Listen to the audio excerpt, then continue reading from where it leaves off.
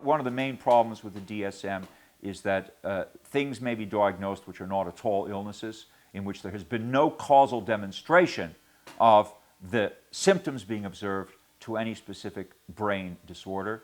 And the other problem is that, in fact, it may fail to really diagnose what the true problem is, if there's a problem with the culture. This book is not about the culture. And so it may make a diagnosis of a massive social kind of syndrome like ADHD without ever touching on what I believe are the real causes. And that's a very serious problem. When you talk about the amount of money and the amount of power that the pharmaceutical industries have in acting on DSM diagnoses, effectively producing substances which are going to be administered to millions of people by a system that we have to trust, then we are really on very thin ice.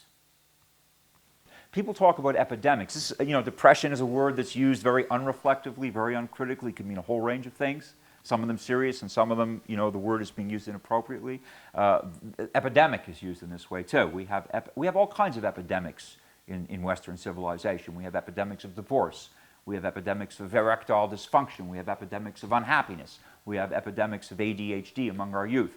If people are going to use the word epidemic, they ought to be aware of the word epidemiology, which means tracing the causes and the communicability of the thing that they think they're identifying. So what is this ADHD? Anyway, how could we end up having, is it something they're putting in the water? We have 15 million kids with attention deficit disorders. Excuse me, we live in a culture in which children from cradle to grave firstly are reared on television and video games, which erode attention span. Television destroys attention span. Kids are hooked up to virtual realities, which are completely eroding their capacities for normal social function. Japan has the same problem too, by the way, because they're on the leading edge of these technologies, although they have a very different set of standards in their country. We see consonance here because of the technologies. So children are being brought up in a technological environment, like we call it a technocracy, government by technology. It's a technocracy in which they're exposed for hours on end. The average in the US is that kids are watching about 5 hours of TV a day. The TV's on,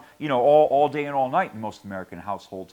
It's destroying their attention spans. They're not reading and writing and learning in the traditions which fostered the strength of Western civilization. Instead, they've been deconstructed.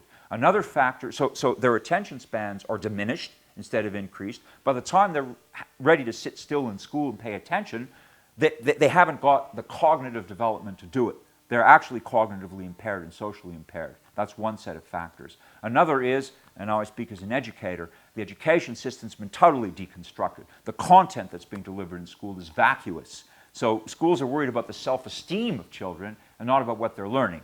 This is another great danger. And then another factor is, and I'm sure boys are more susceptible to ADHD than our girls, manhood has been devalued. Radical feminism has destroyed the virtues of manhood, and men are definitely an endangered species in this civilization. It's another reason why our civilization is weak, because it's become feminized and effete. And one result of this is that boys are being punished for being boys. There isn't enough discipline, and there isn't enough opportunity for them to let loose and channel their abundant energies in constructive pathways. Instead, they're being drugged. This is sad, and it's also catastrophic.